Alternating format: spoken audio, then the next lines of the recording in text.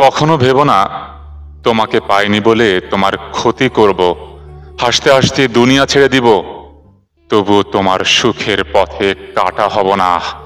নিজেকে ব্যস্ত করে ফেলুন, কোনো কাজ না থাকলে শুধু ঘুমান, গুটিয়ে নিন নিজেকে আশেপাশের মানুষের থেকে, দেখবেন আপনি অনেক ভালো আছেন।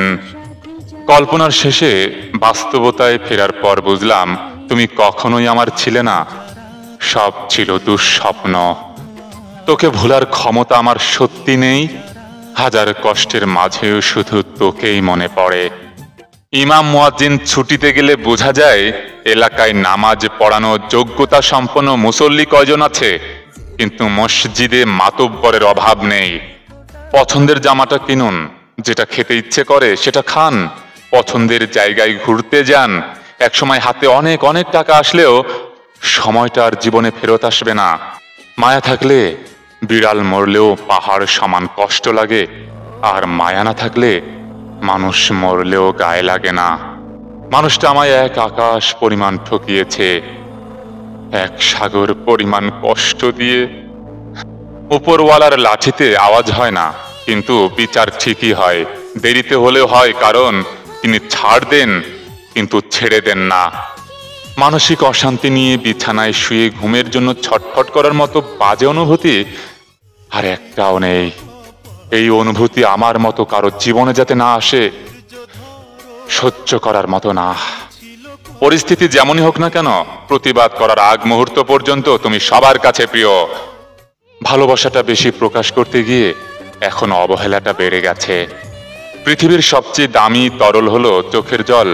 এর মধ্যে রয়েছে 1% জল, 99% মনের অনুভূতি। তাই কাউকে আঘাত দেওয়ার আগে 10 বার ভাবুন।